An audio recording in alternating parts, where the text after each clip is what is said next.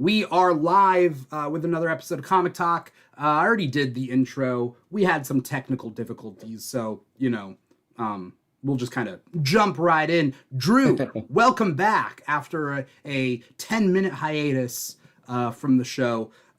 Drew, what are your, what's your, the comics on your reading list this week? I added one since we had time. I Okay. read Action Comics number 1099. Okay. I read Absolute Catwoman number 1. I Okay. read Barbara Gordon Breakout number 2. I read The Fury of Firestorm number 3. I read Justice League Dreamgirls, a DC Pride event number 2. And from DC Vertigo, I read Bleeding Hearts number 5. Then from Marvel, I read Avengers Armageddon number 1. I read Daredevil number 3. I read Jay and Silent Bob, Jay's of Future Past number 1, just a one shot. From Bad Idea, I read Hank Howard, Pizza Detective, A Slice of Life number 2.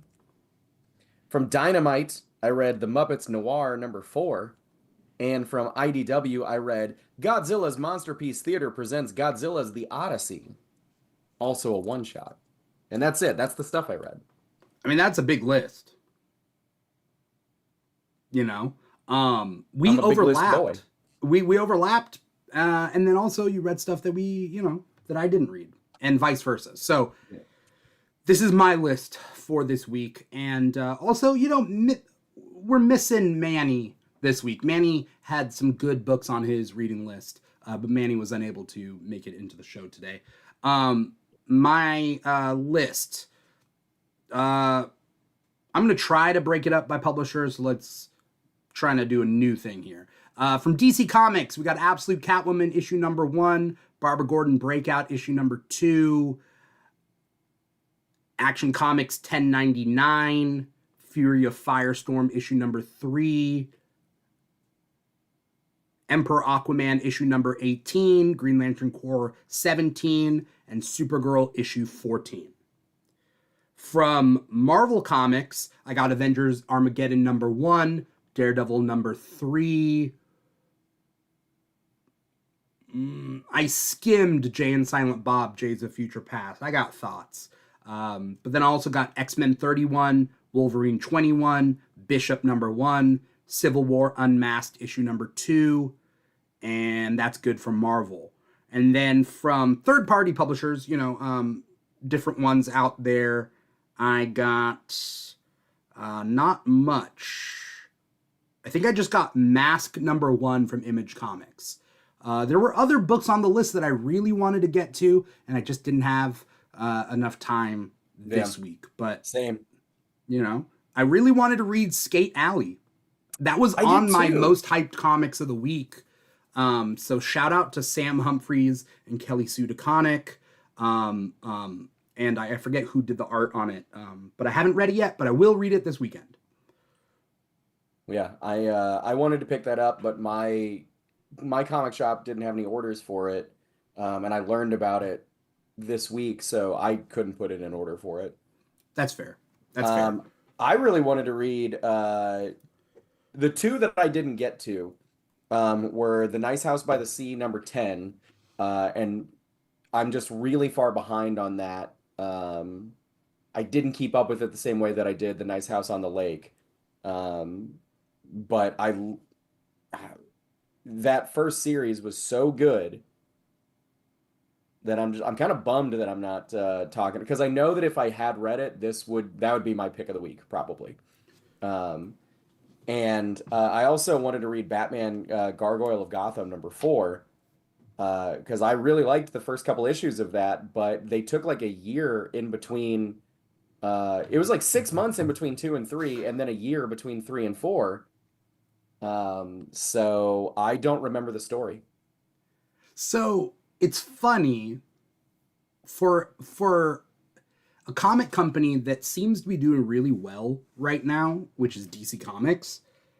There have been a lot of delays on very specific books, and I can't figure out why or how and what? You know what I mean? I mean, I think it just comes down to busy artists. Artists have a way more restrictive schedule than writers do. Yeah. And People don't realize that. yeah. An artist can really only do one book a month and maybe some covers. Unless you're Dan Mora.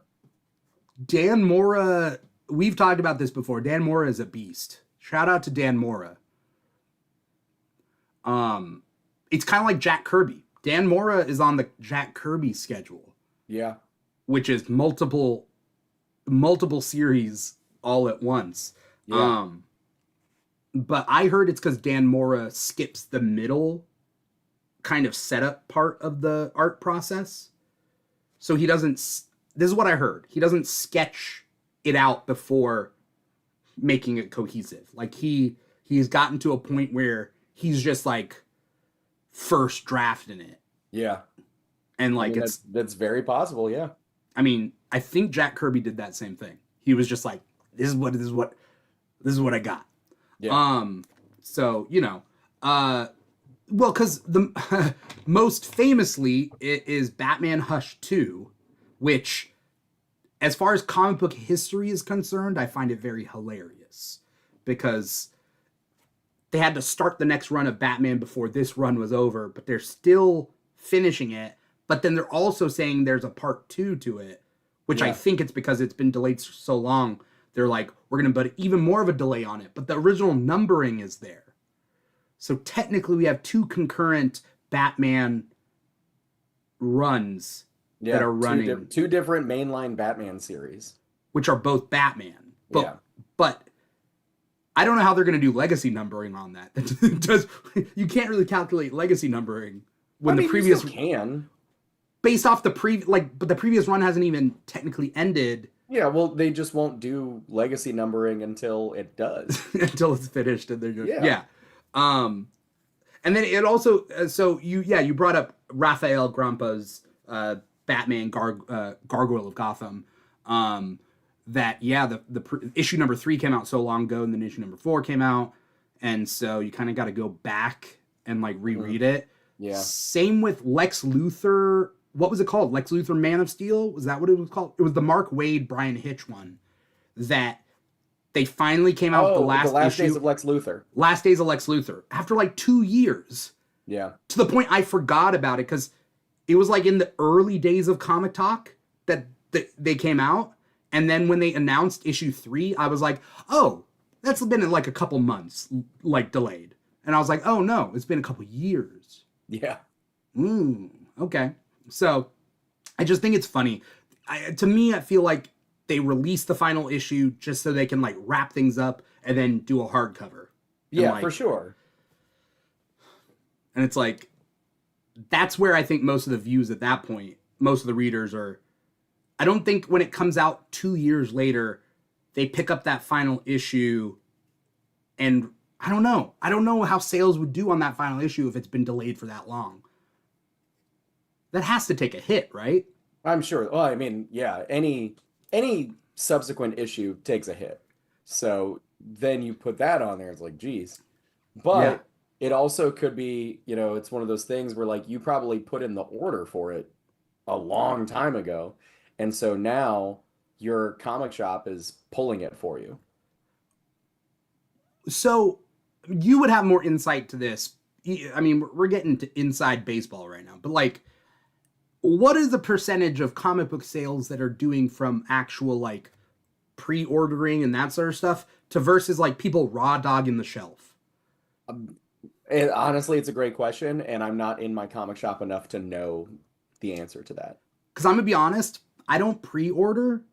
I raw dog the shelf every time, and that's me. Well, you probably go to a shop that's big enough that they order enough copies, but like my shop, we will order the number of copies, in like with the exception of like Batman or something like that. But like we'll order like enough copies to cover people's pull lists, and then I think 3 more. Dang. Okay. And Yeah. like with an image title, by the time I get there after school, I'm lucky if there's one left.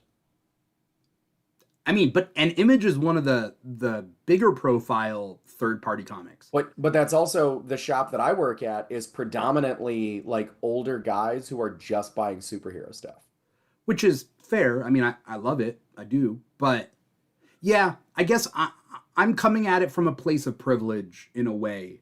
Because I'm in Southern California, there's shops all over the place, Yeah. and like they're always stocked. Their problem is they just got to make sure they're not overstocked. Mm-hmm. But for the most part, there's you know Yeah. everybody's Yeah, always. we'll do just a couple more than were requested. That's crazy. I've yeah. Okay. We're gonna talk later about this. This is, I mean, it's eye opening. I mean, I know that like other shops in other areas have lower turnout and whatnot, but I never thought about how it affects sales and Yeah. planning ahead. And then literally a comic shop going under because they bought too many of a comic Mhm. and now they can't get rid of it. It's like an invest. They have to like invest Yeah, ahead. you have to be able to predict your own market. That's crazy. Is that why? Let's just say comic shops in very white areas, do they just not buy black comics in advance, like with black characters? Do you kind of have to predict your market in that way, like I mean, demographics, or like I would think girl comics even? I think yes. Because like when like if you take the demographics of my shop is like predominantly um millennial to Gen X white guys. And so there's somebody like me, um it's not like oh, I'm not gonna read that because it has a black protagrapist No, or I'm not passing judgment on them per se. sure. But like there probably are people who have that bias and they don't realize it. And so yeah, I mean like the guy who runs my comic shop who does all the ordering, Jake, he would have to anticipate like people's biases. Yeah, I never thought of that. I mean, I just assumed like you just get every comic in different degrees, but you just get every comic and like, No, yeah. no, we will buy like big two, yeah. We'll probably get everything that they put out in any given week, but anything beyond that, um I mean uh image books, Yeah. it's where they'll pay attention to the creative team, and if it's like a Brian K. Vaughan book, we're probably going to order a few. If it's like a debut, like an image debut that is like a writer that isn't super well known, good chance we're not going to get it. Doesn't Image have like a special program for their number ones? I don't know. As far as I remember, there was like free returns on number ones. I could be I wrong. Yeah, I have no idea about that. Interesting.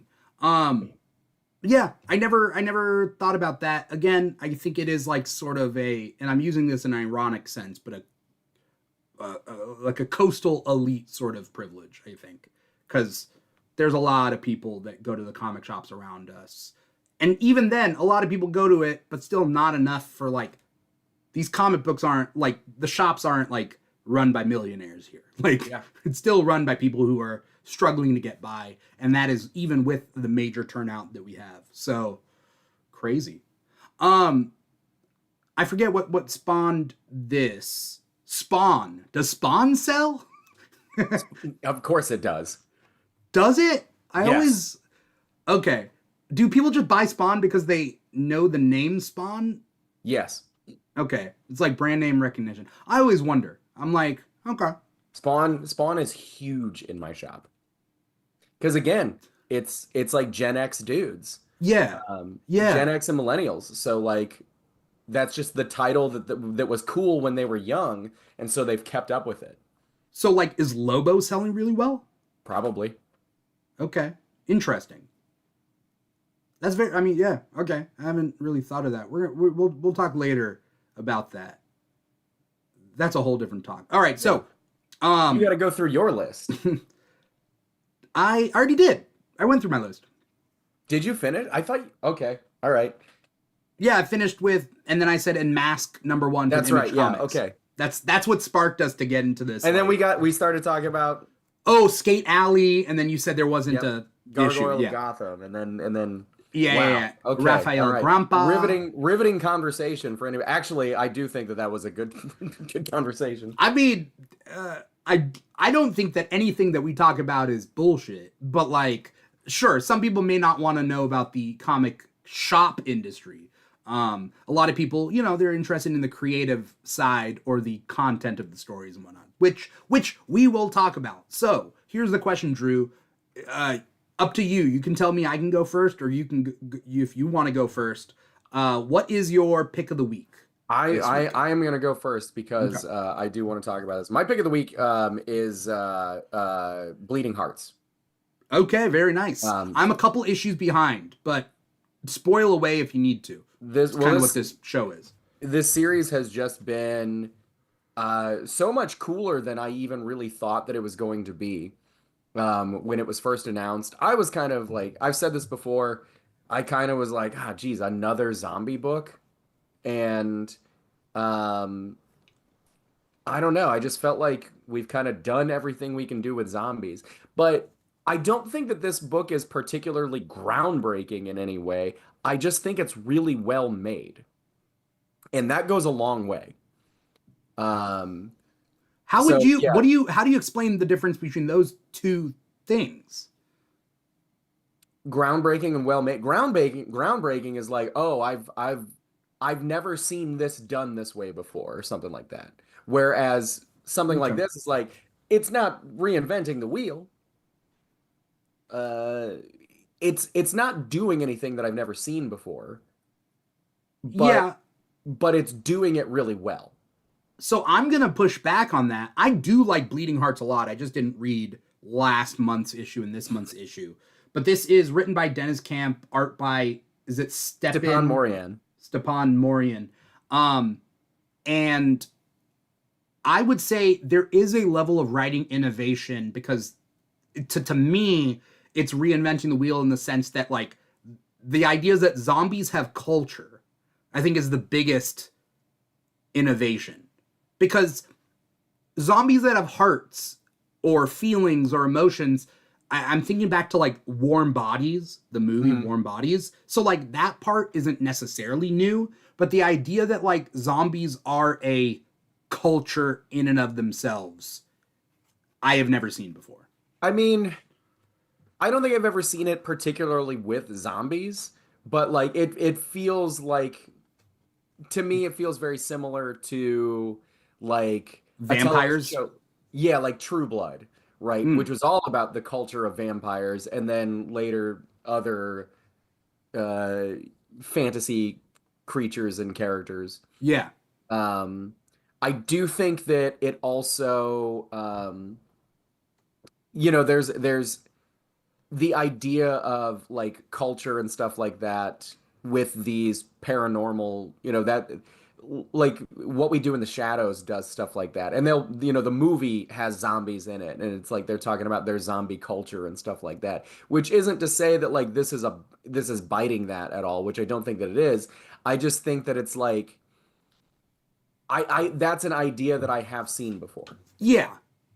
Yeah. I And think so, I definitely agree with you. It's very technically proficient. yes. Not technically proficient, but like proficient on the technical sense. Yes. Yeah. Um so okay, sorry, continue. I Yep. if you had more to say. But yeah, I mean, it's just I think that the the main like the central theme to the story, I think took a while to really start to come out, but I think that that was done intentionally, and I think that the book is better for it. Um, this, which like I've talked about it on this show before, but like Bleeding Hearts, essentially what it is, It is about a little zombie boy whose heart starts to grow back and start like beating again. And when that happens, he starts to learn compassion for humans. But then there's also another side to it where there is a human story, these like survivors who are just trying to escape, and these two sides cannot communicate with each other at all because they don't understand each other. But they, the main character, Poke, who's the zombie, is trying to wrestle with the fact that he's like feeling compassionate for these people, this entire race of people who he has been taught are just his prey. Hmm. Um, this particular issue kind of looks at it looks at things from a religious perspective. There's a religious motif all throughout it. There's like a it's so it takes place on like their holiday. It's the zombie holiday, and they have a whole celebration. There's a party, there's like a parade, stuff like that. And there's a zombie preacher who is like preaching the good word of how, zombies get to live eternally. So they were the ones created in God's image. Right. They're the Um, superior yeah. people, race, whatever And you want to call it. Yeah. but then also like the human characters, which are part of this festival, um, they're caught and they're going to be released to be hunted as part of the celebration. Um, there's like one of them has memories of living in a church and remembering a human preacher. Um, and so there's just this kind of like running religious motif throughout it, and it really is a it's about, how religion is used to not only drive culture but also warp culture. Because if the There's a lot going on in this, in yeah, this if there's, book. I mean, the story is a pretty, in my opinion, it's a heavy-handed allegory, but like Yeah. it's a good one, Yeah. for the cultural divide between people. Um, and yeah, so like you have this whole this whole culture that's so stuck in their ways, and they refuse to see anything from the perspective of others because they feel that they're so much better than this other group of people. It's about culture wars, Yeah. and it's bringing religion into it is of course going to it's going to play into that because there are people who are separated by religions, and view their religion as superior, and so other religions can't be part of the conversation or really be given the respect that maybe they might deserve. Um, yeah, it's a whole thing. It's Dennis Camp, so there is a socio-political element to it. This Yeah. one just happens to be about zombies. Yeah. I like it. Again, I'm a couple issues behind, but I've loved what I've read. Yeah, You I've know, really enjoyed it. so far. Speaking of Dennis Camp, so we do comic talk every week, but there was one week that we were off, and that was the week of the 27th, May 27th. The Ultimates finished up, and that's also Dennis Camp. And I just wanted to say that I liked Ultimates issue 24. That being said, I'm very upset with the Ultimate Marvel Universe right now. I don't think Ultimate Endgame is any good, and that's what sucks. I like Ultimates. I hate Ultimate Endgame, and it's all ending. I don't know what's going on there, but I just wanted to say that. I'm sorry. I have not read Ultimate since issue 2, even though I picked up every single one. Um, It's good. It's yeah. good. But Ultimate Endgame, not so much. By the way, before I get to my pick of the week, wanted to shout out Tim-U80. So Tim brings up a very interesting opinion that Tim has. That, I mean, we won't get too off track in talking about it because that's not what this show is about. But, um, Tim says, whatever happened to comic books just doing standalone stories? I'm tired of story arcs. So there's that. And then also Tim says, forgot the name of the comic, this is a separate thought, I'm assuming. Forgot the name of the comic, but it's a woman with a sword who takes on and kills talking and thinking zombies. It's a fairly unique take on the zombie lore. So that's a separate thing. Do you know what Tim is talking about with that book? I don't. It doesn't sound familiar to A me. woman who has a sword taking on talking and killing zombies. At a certain point, I feel like zombies that become thinking and talking are essentially just ghouls. They're like fantasy creatures that are like Yeah. the living dead, but like in a different sense than like mindless zombies are. But that's a separate thing. That being said, Tim, to answer your question, what happened to comic books just doing standalone stories? If you're talking about like an issue by issue standalone stories, I don't know, the 60s, the 70s? What Well, like I mean, as an industry, when did comics stop doing standalone, every issue is just a different story? like a one and done story. I mean, they were doing that in the 70s. There was some Batman stuff that was kind of self-contained. Yeah. Um, Which it's okay to definitely, want that. I mean, I'm not making fun of Tim's, yeah. taste and opinions. The real, I mean, the answer to it is uh trade paperbacks sell better than single issues. That's the answer. I mean, you can put them in bookstores now if Right. you sell them in trade paperback or hardcover. Right. So it's I, just, yeah, people with that becoming like probably the predominant way that people consume comics now.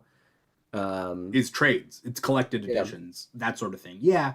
Also, if you like the closest I think the industry is gets to doing like self-contained issue by issue is like anthology series, because you can sell yeah, those in collected edition, but every issue is a little bit different. So, for example, there's a Twilight Zone comic. There's um um Cruel Universe is a anthology series that I read. Um, then there was also Assorted Crisis Events, right? Those are anthology books. So, yeah, I would recommend it. That being said, I think if we compare comics to TV shows, then then like a season has an arc. Like a lot of TV shows have arcs for seasons. Comics have arcs every like 6 issues, let's just say. But like a comic that is treating each issue as its own story, but then also there's an overarching arc. It's like Matt Fraction's Batman. yeah. That's doing it. So like Tim, if you're interested in that, I'd recommend Matt Fraction's Bat Fractionman is what I'm saying. You know Yeah. what I mean? Um, I don't know what I'm saying. That's a good series if you want to hop on to something that you could just pick up a thing and not feel like you're missing anything on the front end or the back end. And then if you want to read more, then you read more. And then, you're not necessarily beholden to it. That being said, I love my story arcs. I love story arcs. What can I say? That's It, my I taste. do really I like story arcs more than I like a self-contained single issue. Mm, It when you give it more room for the story and everything to develop, I tend to be a little bit more interested. yeah. But I think Matt Fraction is doing exactly the right amount on both ends. So Yeah. shout out to Matt Fraction, who I don't think watches this show, but He does. I talked to him. yeah. I mean, Gail Simone said that she's seen our show, so Um, so anyway, that's a side note. My pick of the week is kind of interesting. It makes sense with my taste, but it's not. I don't think you would guess it if you Do had you to want me to guess. try to guess it? Okay, I don't know if you tuned in last week. I told Ambrosia, who was it? Ambrosia and Aaron. I said I'll give you $50 if you can guess my pick of the week, and then Ambrosia got it, and I was like, what the fuck? So I owe Ambrosia at when we meet up at San Diego. I'll owe her. So you're also going to give me $50 if I can guess it, is what you're saying. Okay. You got it, but it's one shot. I guess I'm gonna. Bishop. What? Did you? What? Was it Bishop? How am I 0 for 2? What the fuck, man? You What? you you gave too much setup. You said like, wouldn't be because I know that you're an X-Men guy, and I don't know anything about this Bishop run, but I assume that there's time travel in it, and I feel like you don't like time travel. I am okay with time travel in certain regards. Okay. Um, so we'll talk after the show. You Uh, do not have to give me any money. I'll give you something in San Diego. We'll Okay. figure out what that is. But god damn it, how? What? I've been doing this show for too long, and I think Ambrosia and you have been doing this show for too long. I am 0 for 2 now. Yes. Fucking hell. My pick of the week is Bishop issue number 1, written by Saladin Ahmed, with art by, I'm gonna look this up, by art by Mario Santoro. Here's the thing. All 3 X-Men comics out this week, all 3 mainline X-Men comics out this week were really good. Yeah. Bishop issue number 1 was exceptionally good, not only because Saladin Ahmed, amazing writer, Mario Santoro, I'm not sure if I'm familiar with Mario's work, but also doing a great job, to the point where I thought it was multiple artists in one book, because there's parts where the art looks a little bit different in like flashbacks, and I think it's all Mario's art, which is just showing the range of an artist. Bishop, I love Bishop. To me, Bishop is untapped potential as a character. And it's hard to write Bishop because what do? A lot of the times, writers will write Bishop and just ruin him. They've done that previously. So, like, they've turned Bishop bad on, like, more than one occasion. And it's like, come on. And then they have to, like, retcon it so that it wasn't really Bishop in a way. It was like the Shadow King or whatever. Anyway, the point being is, like, what the hell would you do for a Bishop miniseries? Like, on a visual level, Bishop deserves a miniseries. I think, like, Bishop is cool, but it being a cool character doesn't always mean that you can, like, support a solo series. So I went into it being like having high hopes, or no, having mid hopes, and it exceeded that by a lot. The premise of this is Bishop in modern time. All I knew going into it is Bishop in modern time, and for some reason, his dead sister comes back in time. Okay. Because his sister has been dead since the 90s, and now his sister is back, which I thought was, like, compelling enough for me to, like, read it. I'm reading through this book. It is great. It is, how do I put this? Bishop goes to a place in New York that will one day be a mutant prison, like, ghetto. Mm-hmm. 80 years in the future, it will be a mutant concentration camp. But now it's just a quiet sort of, like, place. And he starts to build a house there. I think it's a house. He's building something. But then he gets attacked by somebody from the future that says they are the ancestor of Pyro and Avalanche. So he's like, the ancestor of Pyro and Avalanche? Oh, you're from my future? And, like, it's this whole thing. But then it's also showing flashbacks to Bishop and Shard, his sister, growing up as kids in this concentration camp area, and, like, them being, like, cute and also badass together. And, like it, that resonates with me. Like, a good brother-sister relationship in fiction resonates a lot with me, you know, because I have a sister. And so there's that. I don't know. There was something really endearing about this comic, and I'm really excited for issue 2. This was one that I remember like I said to myself that I was going to pick it up, and then I guess I just didn't. I don't know if maybe my shop ran out or Yeah, I just didn't see it on the shelf or what, but it was really good. I don't know yeah. what to. I how do I don't know how to put this. I didn't know Bishop could hold a very compelling solo series. Yeah. But it's also just a reminder that any character can be written well with both a good writer and a good kind of direction, Yeah. right? Because a good writer might not have a good direction for a character, and it is what it is. Like, it doesn't make the writer any worse. It just means, like, for some reason, it's just not compelling enough. This one was enough to be my pick of the week this week. Yeah. So I don't know if you didn't read this one, right? But it was I did on your not. list. Yeah. And so, I mean, also the art, so damn good. I'm gonna share some pages online with the art, but they're in like the third page, I think, there's this badass full shot of Bishop just looking kick ass. And I'm like, Yeah. it's so good. It's so good. So that's my pick of the week. Bishop number one. Um, do you want to talk about Absolute Catwoman number one? I feel like that Sure. was a pretty hyped book for this week. That was a big book. Yeah. How'd you feel about this one? I liked it. I liked it. I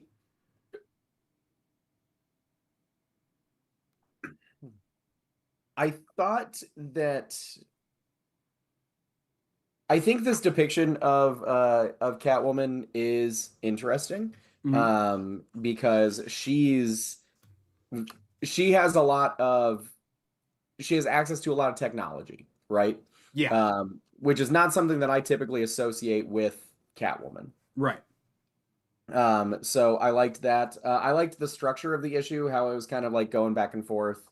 Um, so that it wasn't just like an information dump of like, this is the stuff you need to know about her origin, but um, it did like tell us stuff that we don't get from Absolute Batman.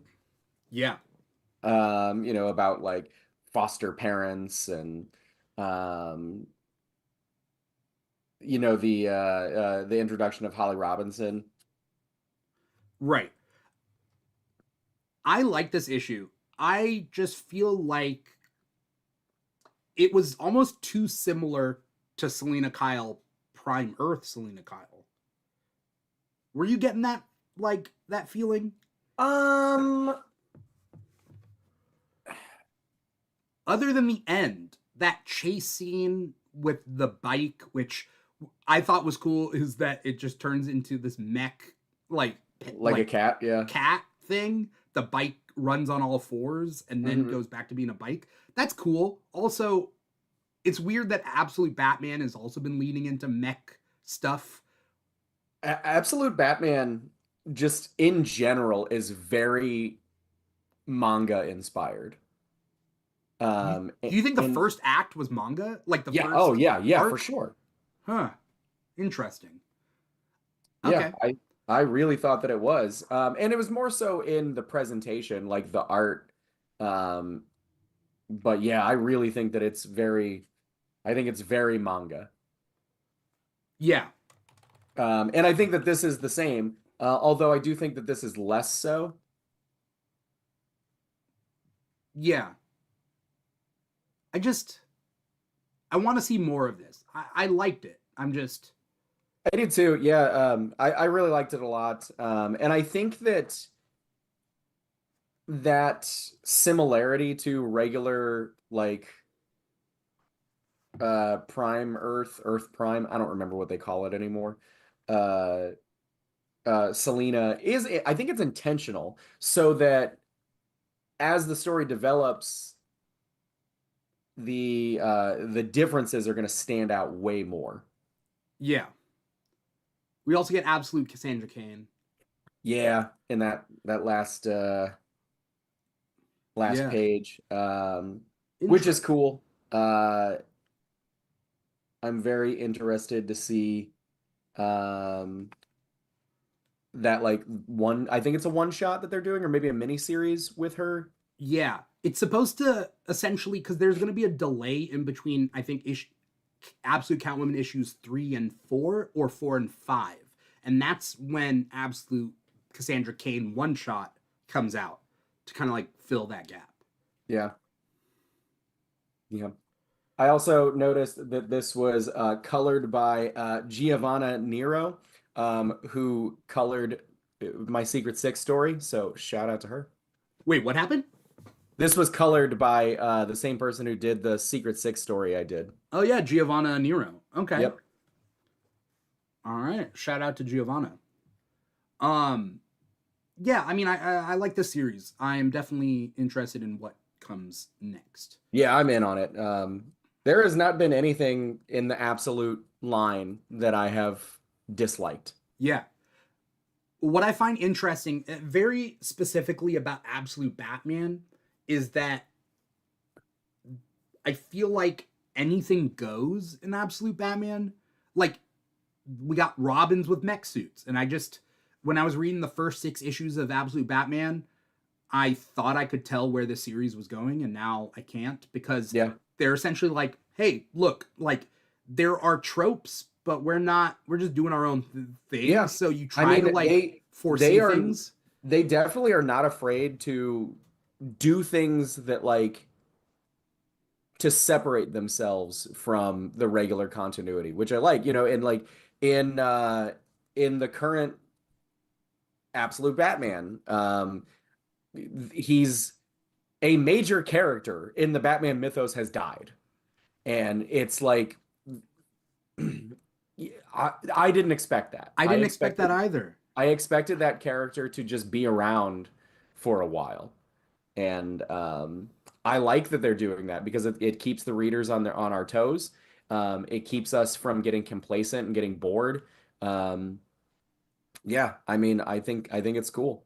It also kind of tempers our expectations where, you know how like fans of movies, TV shows, comics, we will map out an ending in our own heads that we're like, oh, this is the badass ending that this series deserves or whatever, and then we don't get it, and then we get upset about it. And in this, it's just like, look, you can't even foresee what happens next issue, so don't even try.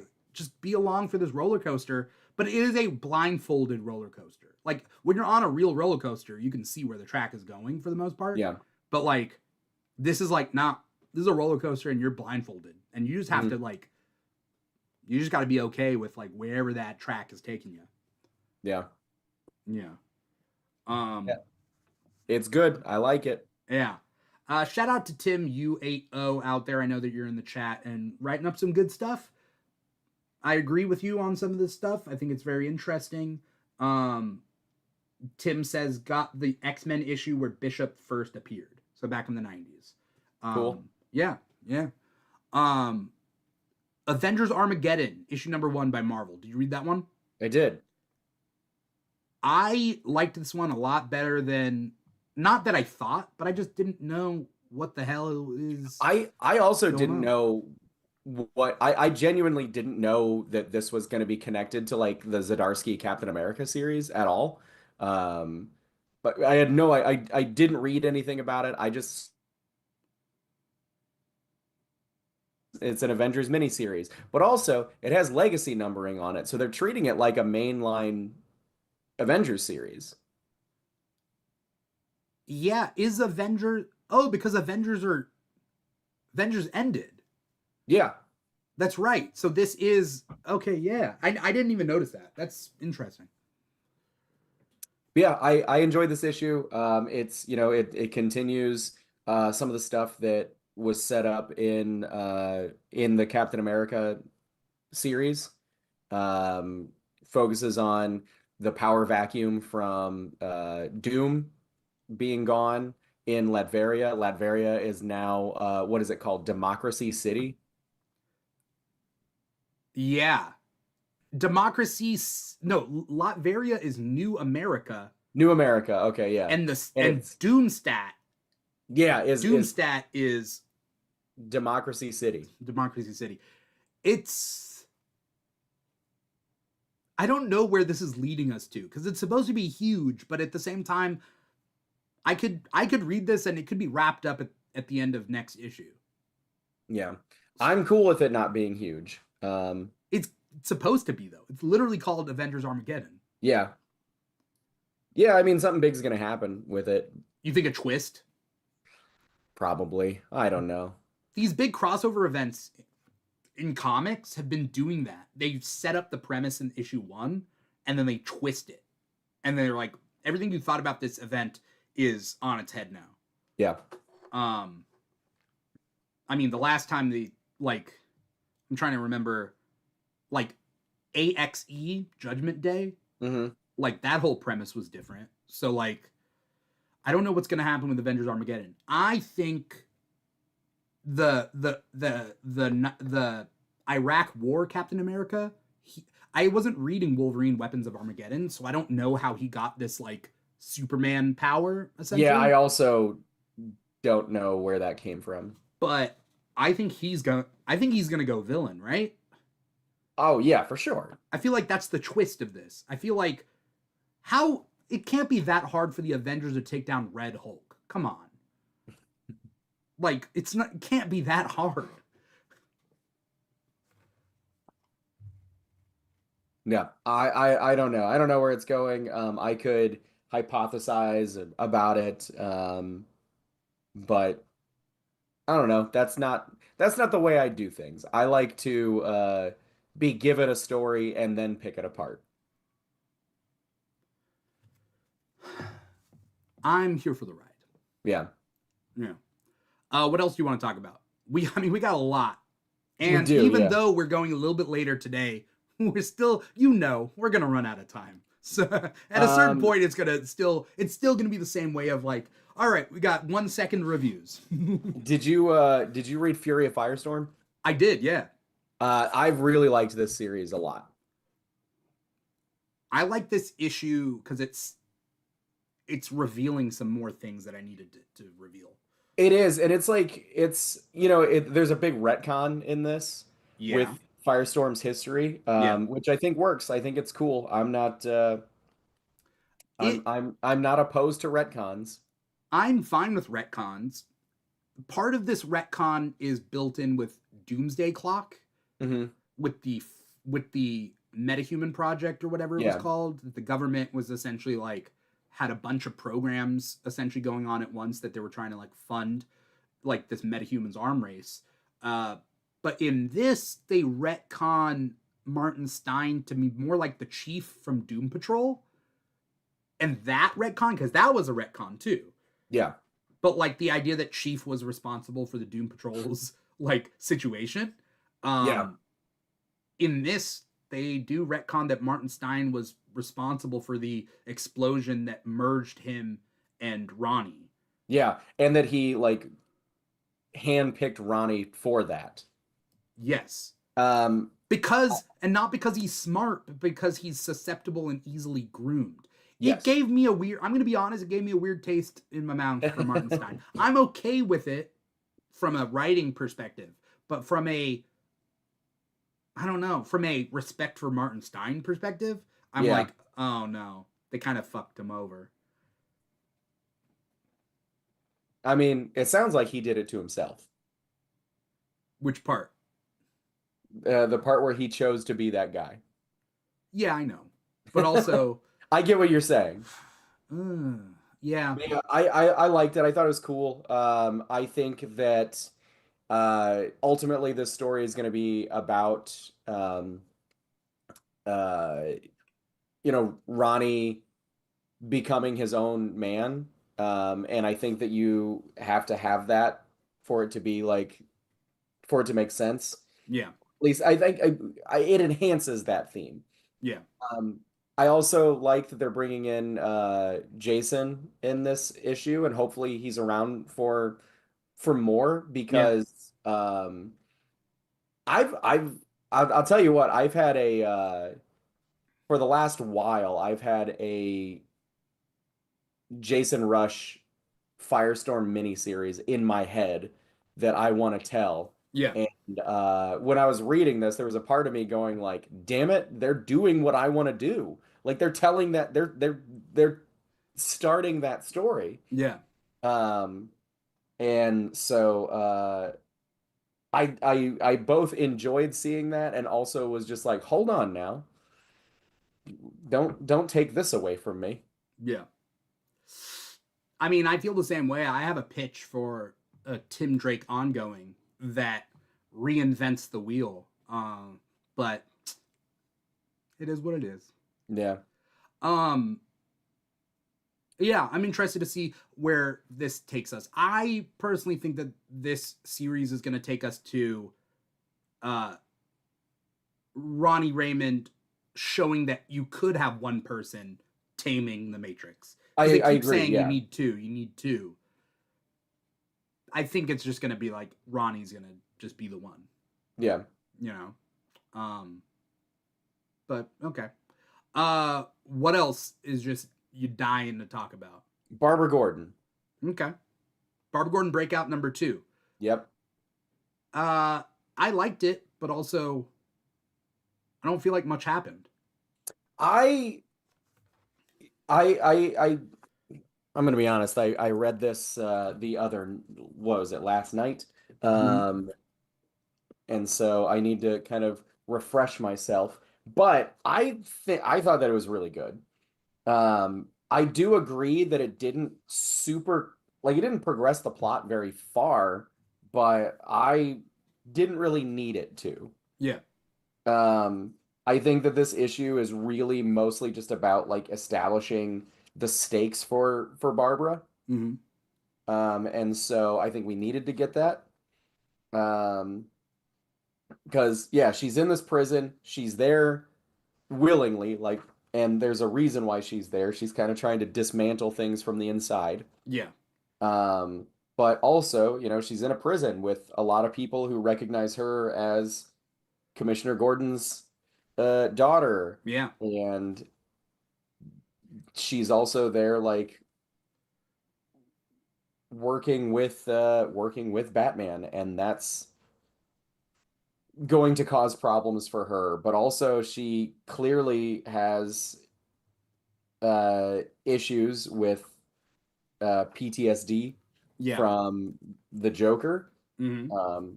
playing a big part. Yeah, I'm enjoying it. And I think the art is really good too. Yeah. It's just she was unconscious for the whole issue. I mean, not the whole issue. Yeah, like she walks and then gets passed out again. Like she's passed out and she walks and then she's passed out Yeah, but she's again. being drugged. Yeah, yeah. I mean, I'm not saying it's her fault. I'm just saying. That's why I felt like, oh, okay, she didn't really do much this issue, and it's issue 2. So, okay. Um, did you read Nice House by the Sea? I did not. I'm Okay. I'm too far behind. Yeah, but you read Daredevil, right? I did read Daredevil. Yeah. How are you liking Daredevil? This new I like run it a by lot. Stephanie Phillips. I'm into it. Yeah, I think it's really cool. This new villain is super weird. Yeah. I like the change in having him be like a teacher. I think that's cool. It's not just because I'm a teacher, but like Yeah, I just think that that makes sense for him.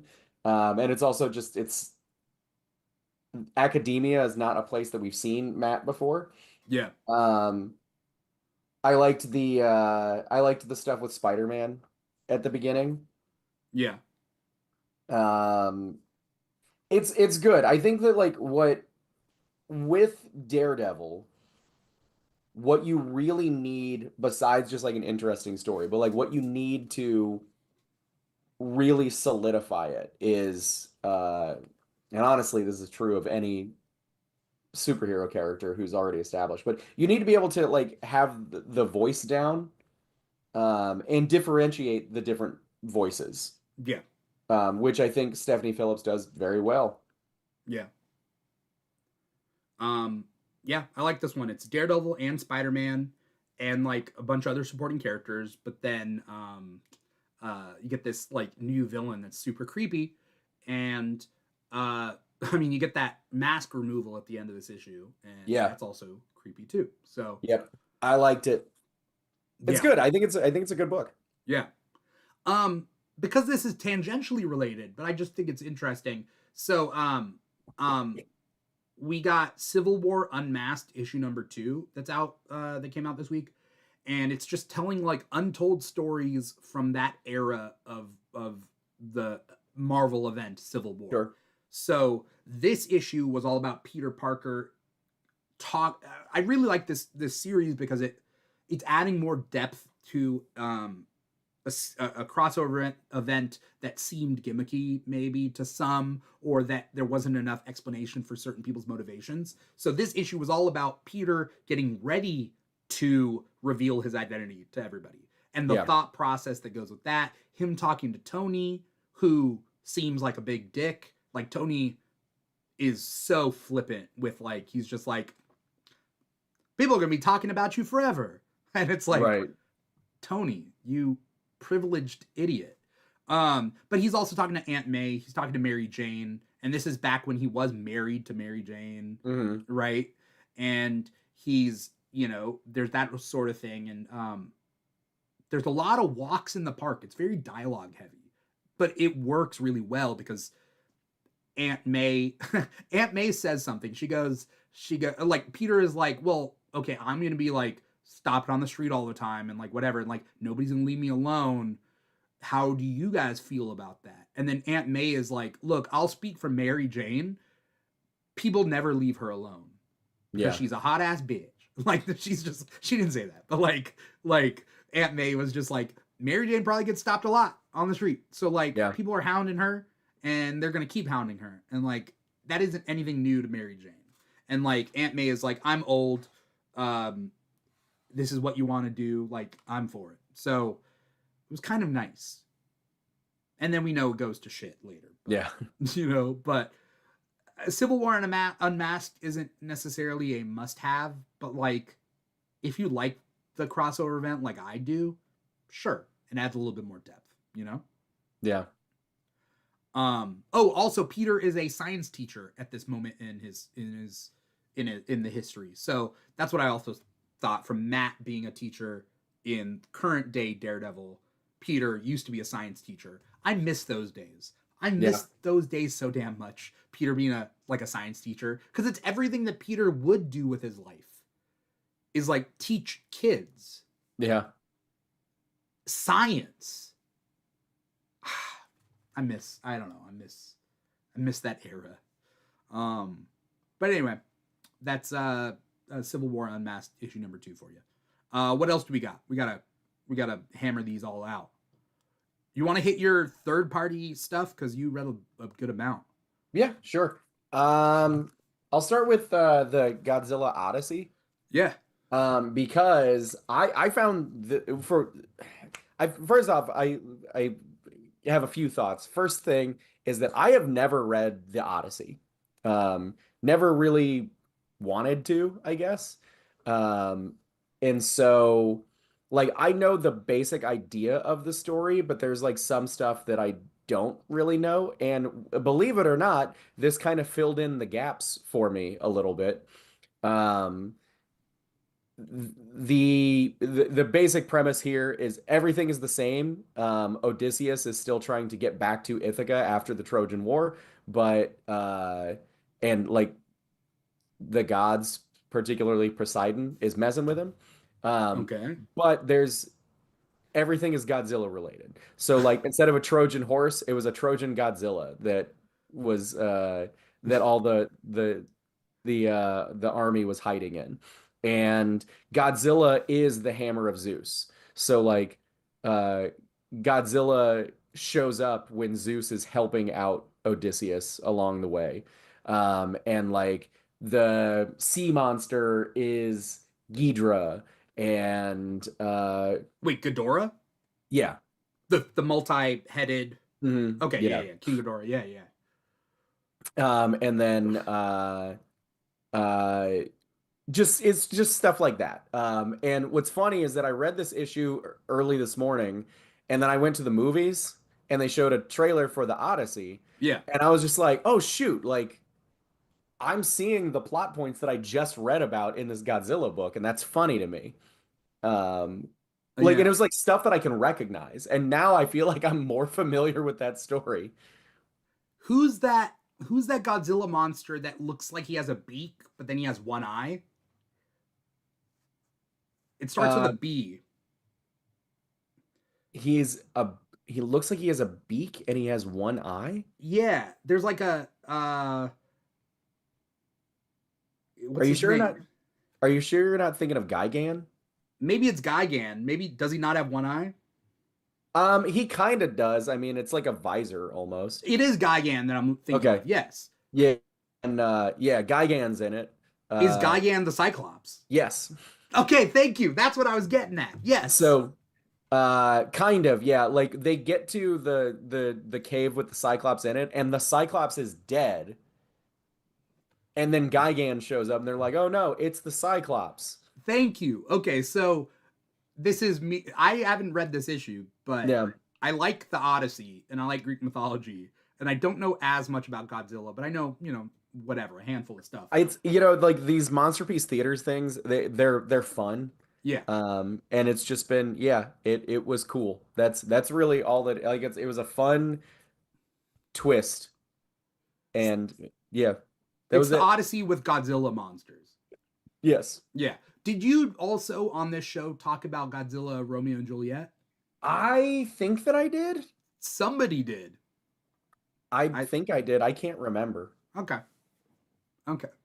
I liked this better than that. Okay. Fair. Fair. Um, I really liked the Muppets Noir. Okay. Issue number Uh, 4. Yeah. issue number 4. It's the end of this. It's the end of the series. Hmm. Um, and I've talked about Muppets Noir on here before. And just like I didn't think that the like just sequential art of comic books could do the same stuff that like the Muppets can do. Yeah. And I was just so wrong about that in even way back in issue 1. And so this one is like it's the end of the mystery. Everything has been solved, and it's all about like resolving that, and figuring out like the motives behind why the Miss Piggy character was missing.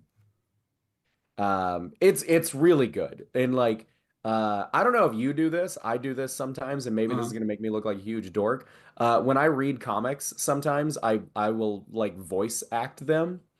Um, Sometimes I'll I I'll I'll sometimes do it with like characters that I remember, like I can feel the voice of. So yeah, like Batman for sure. yeah. I'll do my version of what Batman is. And so I'll just kind of like read them aloud. And I was definitely doing that with Muppets Noir. So I was Yeah. doing like, my Kermit the Frog voice, and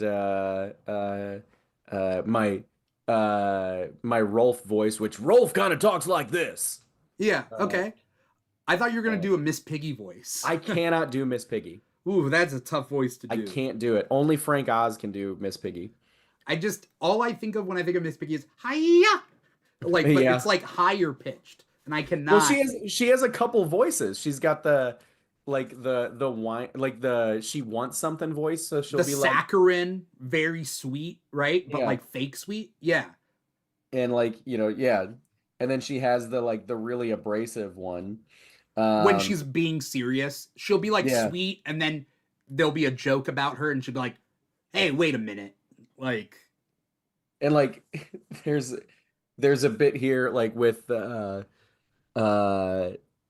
Rizzo, and so yeah, I'm like reading to myself, and I'm going like, "You guys got one of them pamphlets too, huh? Don't know what he's offering, but I bet it's colorful," And like I'm doing my Rizzo yeah. voice. Do you have Pepe?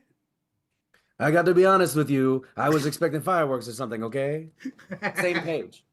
Yeah, Uh, yeah. The yeah, and Muppets it's I Noir mean sounds fun. It sounds fun. it's cool. And there's like a gimmick in it that the frog, the Kermit character,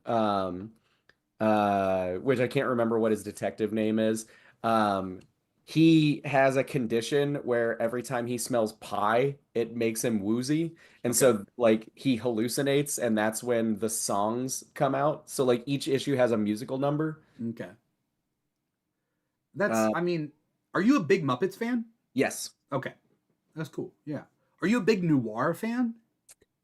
Um, I think I'm a relatively decently sized noir fan. Okay. Okay. I like crime comics a lot. Film noir, I'm not super up on, but like I Uh, like I like neo noir, but like the classic noir, like I've never seen Maltese Falcon. yeah, I haven't seen Maltese Falcon either. I'm not a I'm a fan of the idea of noir, but I Yeah. haven't seen too much of it. Yeah. Um, but like give me a Blade Runner, which is clearly like noir influenced, and I'm all over it. Oh Or like yeah, future type of yeah. noir. Yeah. Um, a more harder noir book, Hank Howard, Pizza Detective, A Slice of Life, #2. You Uh, are the person talking about this book. Tell me about it. um, so Hank Howard is it's like a tongue-in-cheek, uh, it's a tongue-in-cheek character. He's a detective, and all of his mysteries somehow end up involving pizza in some way. But Mm-hmm. like they play it very straight. It is not like the comedy is in how normal it's presented. And so this is by Robert Venditti and David Lapham, who David Lapham is like one of the noir comic guys. Okay. Um, and it's just a two-issue miniseries. I think they started this as a web series and now it's like in print. So like the new stories are coming out in print. So has not been printed. This was not online first. Okay. This is first time But in the print. character existed online first. Yes, Okay. yeah. And it's just like it's a black and white story. It's only two parts, so this is the conclusion that was set up in the first issue. And uh it's about in this particular case, he's trying to solve a murder, and the murder weapon was pizza. Of Like course. somebody fed somebody a pizza that killed him. Is it Uh, always pizza themed? it is always pizza themed Okay. in some way. Um, and so like it says stuff like I mean like when I say it's played too straight. Um, this is not going to give anything away, but these are the captions from the last two panels. Okay. It's him saying, "Did I choose a life of pizza or did pizza choose me? I'm not sure it matters. Man can't live on bread alone, but toss us some sauce and cheese and you might get by." Like it's like Okay. it has that like detective, like that private investigator kind of narration. Yeah. Um, but it's all about pizza. It's funny that there are two noir titles out this week. Or And they're both three. like goofy noir titles. Yeah, I mean, Jessica Jones' Alias, I didn't read it, but issue number 4 came out this week, and like, I think that's probably noir too. Yeah. Yeah. Um. All right, we'll pick up the pace on stuff. If we're going third party comics, I'm saying third party, not indie, but like you know what I mean. Mask #1 from Image Comics came out. I'm just gonna, I've never seen the cartoon that it's based off of, but it's in the very similar. It's back in the '80s with GI Joe and Transformers and stuff, and now it is also part of the GI Joe Transformers Energon universe of comics over at Image Comics. So I knew nothing about the cartoon going into this, and I read it, and it was like a cool start. But I honestly don't know what the hell's going on. Yeah. They're like secret agents, but the good guys and bad guys have like special helmets that like do things. And then they also have like robot cars, but they're not transformers. They're just like flying cars that Right. can also go fast. So they have like vehicles, but they also have like Iron Man armor if the armor is only on your head. So there's that. Yeah. Is it worth reading? Did you like it? Uh the art was really good, and I think I would have liked it if I knew the source material a little bit better, but Yeah. I'll read issue 2. I'll read issue 2. What else is on your list? I have 3 books left. Okay. I have. Let's get the my last Marvel out of the way. The Jay and Silent Bob Jays of Future Past. I read some of it, skimmed through the rest. I read the whole thing. Um, I I'm a writer who is definitely influenced by Kevin Smith. Um, Okay. the way that he made it, like his early movies are very dialogue. I mean, all of his movies are very dialogue heavy, but his early movies in particular, the dialogue really stands out. And to me, that was always like what humanized the characters, and I just latched onto that. And I do the same thing. My comics can be very wordy, and I'm okay with it because I know what I'm doing with it. Um, I know my purpose with it, I should say. I don't want to say that I know what I'm doing, but I know what I'm trying to do. Yeah. And so like I go into a Kevin Smith book knowing that there's going to be a lot of dialogue, and in fact, I'm hoping for that, right? Because like that's his thing.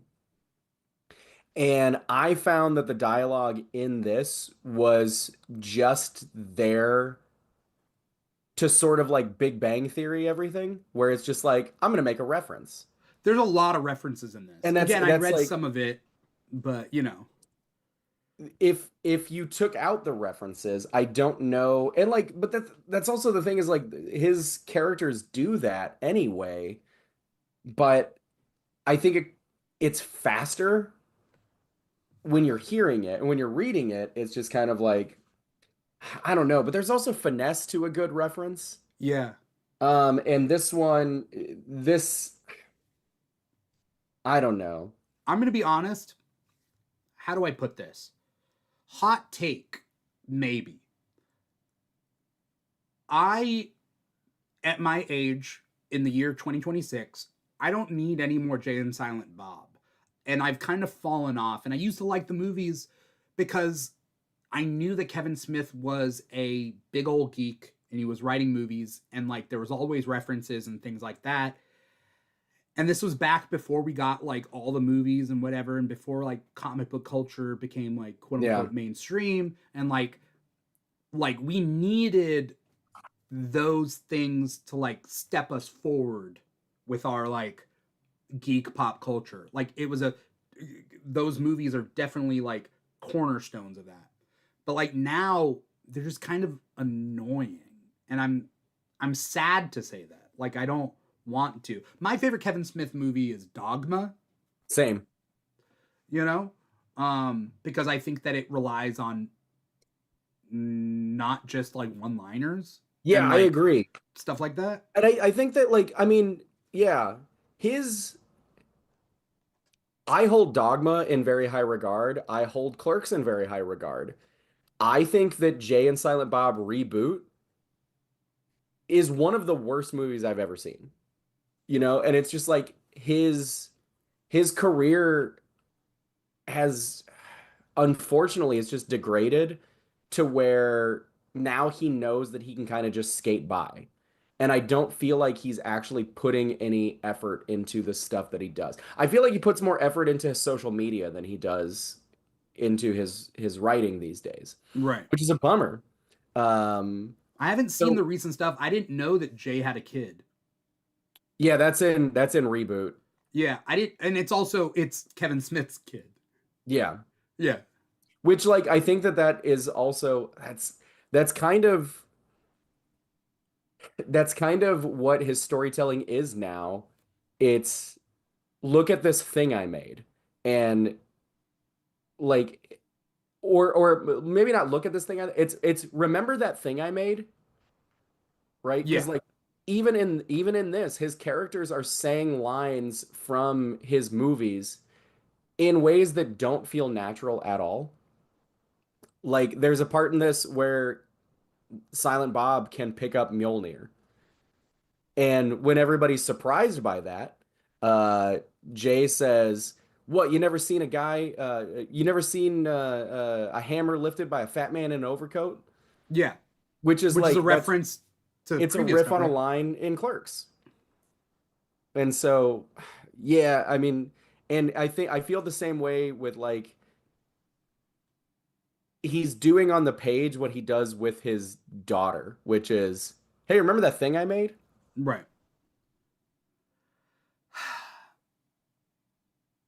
It was a fine whatever issue. It was like Yeah, there.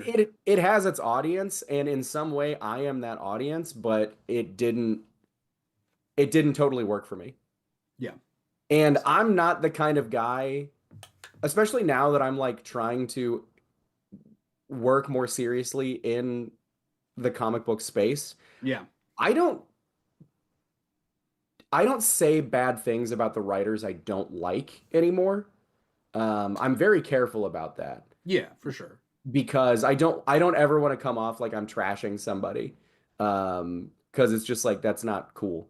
However, I've seen a lot of videos of Kevin Smith talking bad about directors when he was at the height of his career. So I Yeah. don't mind doing that with Yeah. him.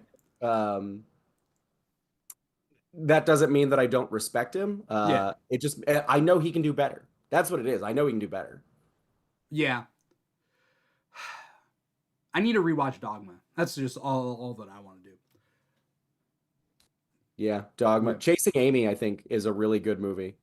Chasing Amy had way too much nuance for the time. It did, and now it's weird because where we've progressed, I don't think it has enough if Yeah. you compare it to now, which is Yeah. which is crazy.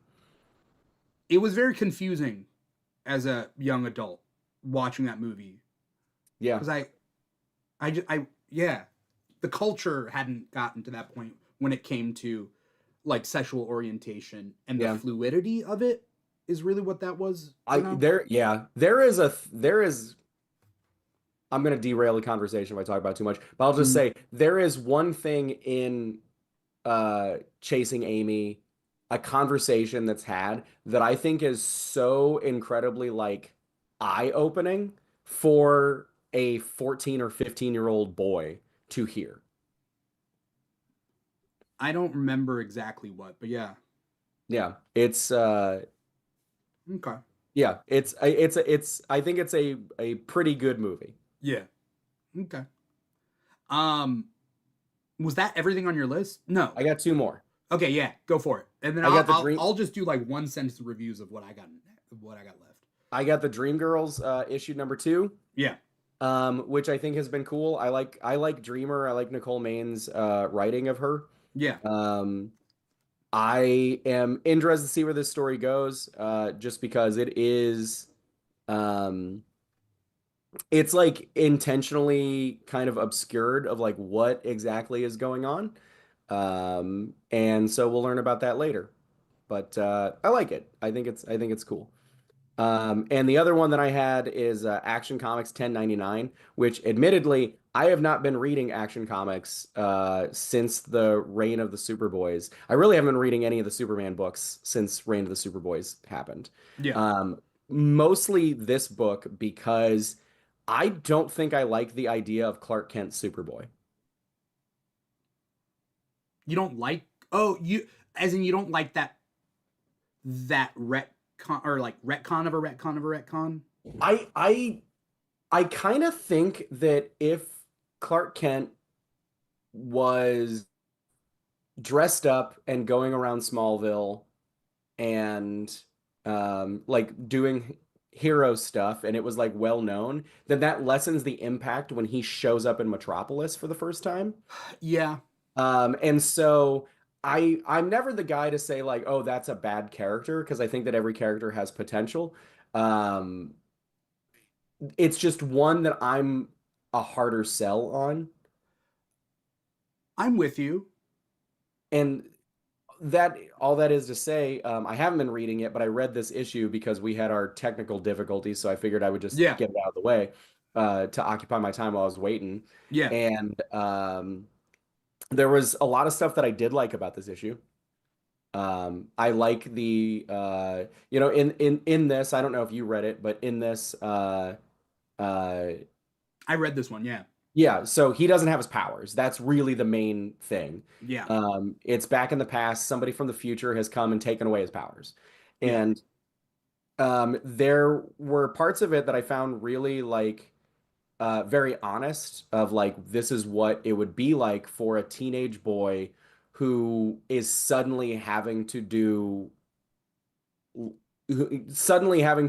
come to grips with the fact that maybe he's not as special as he thought he was. And I liked that. I liked that perspective on it. Um, but then it very quickly became like, oh boy, gee willikers, this is actually good for me. And I was kind of just like, well, I wanted to see you be sad a little bit longer. Yeah. I like Clark. I don't know, having fun, I guess. I don't know. Yeah. Um, I think it's interesting because Wade is writing this book and he likes Superboy, the idea of Superboy, but he also likes the idea of dead, like at least Pa Kent being dead. Yeah. And they've brought it up in other issues of things, that like he's just a fan of like Pa Kent dying, and then like Clark going to Metropolis, right? Yeah. If you but like for me, I don't like that. I like both the Kents being alive because I grew up on Superman the animated series. So for me, I'm willing for Wade to have Clark be Superboy if he gets to do he doesn't get to do what he wants to do, Yeah. which is kill Pa Kent. But I mean, in reading this, it just makes me really want a regular, ongoing Superman title with Mark Waid, with like no event, no tie-in to anything. Like, I Yeah, just want to see what he does. I mean maybe when Superman comes back, right? Yeah, and I mean that's hopefully what we're building to. Yeah, yeah. Those are all the books you read, right? That's it. Okay, so I'm just gonna go real quick with the ones that I read. Like I mentioned before, uh, the X-Men books were really good this week. X-Men issue 31. Beast has a science team that goes for a very specific mission into the Rocky Mountains. It was just a really good issue. I don't know, like it resonated in as an X-Men fan. It was just like, okay, cool. Like we're getting back to like the dynamics that I like. We also got Wolverine issue number 21, where this one was a sweet issue where Nightcrawler convinces Logan to go on vacation. So they go to Hawaii. And like Nightcrawler is like, look, I need you for a mission, and you have to say you will go before you hear what the mission is. And he's like, fine, I'll help you on this mission. What's the mission? And he's like, it's vacation. So they go to Hawaii, but then and I knew them just by looking at them. Titania and the Absorbing Man, because they're like a super villain couple, they're also on vacation and they get into a fight. And it's what I like about modern Marvel comics is that Titania and Absorbing Man have been like really humanized by like runs like Rainbow Rowell's She-Hulk run and that sort of thing. And so like they're not just like maniacal villains or anything. And like Right. it works really. Talk about a one shot. This issue, if you just read this issue, it's a one shot. Yeah. And it's kind of cool in that respect. Emperor Aquaman issue number 18. I just wanted to see Aquaman and Hal Jordan team up, and it was cool. Not much more to it than that. I'm very confused by the direction it's going because I don't know what Aquaman's doing with the blue, but I'm confused, but it's interesting. Green Lantern Corps issue 17. It's just a really good Guy Gardner book that brings a lot of his history. There's like some flashbacks with it. There's like black hole time wonkiness. That was really good. And then Supergirl 14. Supergirl is in Kandor. There's a lot going on, kind of tying in with Reign of the Superboys, but also, I mean, the story's great. And then I'm gonna be honest, the lizard brain that I got, it likes the art a lot. I'll say that. There's very cheesecakey art. So Sure. it is what it is. So those are all the books that I read. I think that's it for us, right? Cool. Yeah. We did it. Yeah. We talked about them all. Every comic that's ever come out. Yes. Thank you so much for coming on this episode, Drew, and like rolling with the punches on this very special episode. Drew, where can we find you? What do you got coming up? Anything you want to plug? You can find me on the internet, Drew X Deficit. Um, uh, TikTok, Blue Sky. I'm talking on Instagram. I'm there. I'm talking about stuff. I just did a really great interview conversation, whatever you want to call it, with the Power of Friendship podcast.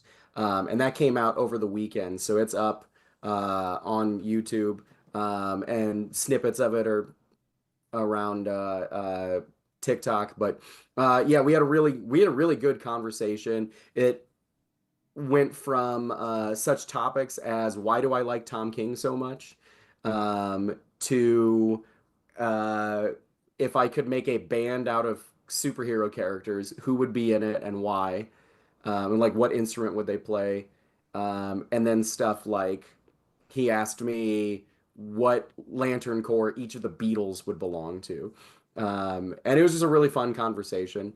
Um, I got let's see. I got shows with my bands coming up. I You've got been one really on. ramping that up recently, and I'm proud of you, man. I'm bored. I gotta do something. But I Um, mean, you're doing stuff, and that's cool. uh, yeah. One of my emo band, Good Grief, has a show on Sunday, and then my hardcore band, Like Heaven, has a show the 25th of June, Okay. which is in a couple Thursdays. Yeah. Um, Both of them are here in St. Louis. And then Like Heaven is going to go record some stuff. Literally the day after that, we're going to do our next release, whatever it is. I'll be in San Diego for San Diego Comic-Con Yeah. with you. Yeah. I'm Um, not sure whether we're allowed to officially say why, but there is a reason why. So stay tuned because we got some San Diego Comic Con related news. maybe make yourself free that Sunday of Yeah. San Diego Comic-Con. Yeah. Um, And then yeah, what else I got? I don't know. I'm working on comics right now. I'm going to the movies a lot. Okay. That's uh that's it. Trying to find a new job. Yeah. That's fair. And Um, yeah, that's cool. it. That's all the things. All right. Drew X Deficit on Oh, social you know media. what? Actually, I am gonna plug Yeah. something. Go for it. Um I've been making little mini comics of my very highly political vigilante stories. Hmm. Um, and I'm printing them myself, binding them myself. They're definitely like DIY zine style. But I want people to have them. So uh, hit me up. I'll figure out a way for you to get one before. Eventually, I'll set up a web store. But for now, you can just like send me a DM somewhere, and we'll figure it out. You should bring them to San Diego I was planning to. and give them out. Okay. Cool. Awesome. Um, Drew, it's always a pleasure to have you. We talk way too much, but also whenever we stop talking, then I get excited to talk to you again. You know, so thank you so much for coming on the show, taking time out of your Thursday night to be here to talk comics. For anyone who wants to follow me personally, you can follow me at This Is Dimitri on Instagram, let's just say, or if you're an old person, Facebook. I have weirdly enough, I have like old fans on Facebook that follow me from when I was on a game show or two or Cool. 20 plus. So point being is follow me wherever at This Is Dimitri. But if you want to follow the Keeg and Comic Talk and all the stuff that we do under this podcast umbrella, you can follow us at The Keeg Show on TikTok and Instagram. Those are our two biggest ones. At The Keeg Show, also on Threads and whatnot, Blue Sky, Facebook, that sort of thing. At The Keeg Show / The Keeg Show, wherever you can find The Keeg. However you want to give back to the show. Doesn't cost you anything to like, comment, subscribe, follow, however you're digesting us, whether you're watching us on youtube.com / The Keeg Show or listening to Spotify or listening to Apple Podcasts. Let us know you're out there, and You know, you can help us that way. If you want to give back monetarily and get a Keeg shirt in exchange, you can subscribe to our Patreon tiers at patreon.com/The Keeg Show. That stuff is all automated. So when you subscribe to a tier, I think as long as you do like 3 months of the subscription, it'll send you a free t-shirt in the mail. So Cool. we already got people getting their t-shirts in the mail. So, you know, shout out to them. We're going to be at San Diego Comic-Con for a bunch of reasons. So stay tuned and we can officially release what those reasons are. I'm very excited for that. We also got just a lot of Comic Talk crew coming out to San Diego. So like, this is going to be the biggest Comic Talk crew meetup. So that's gonna be crazy. We should do a video while we're out there.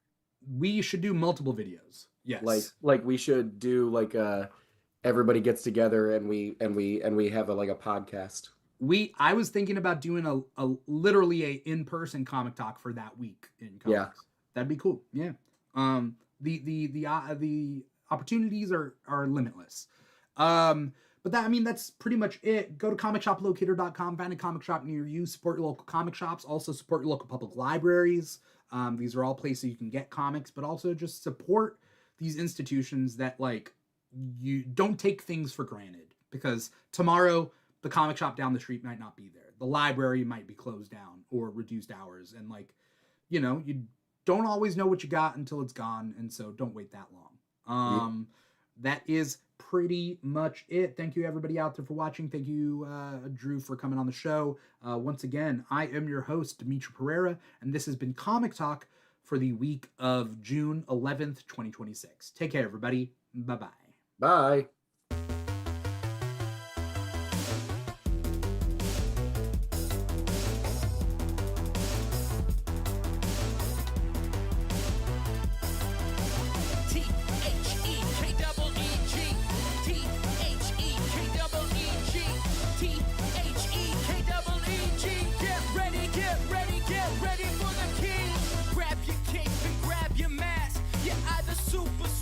Super fast, gotta beat the boss and get the loot, 'cause it's the king.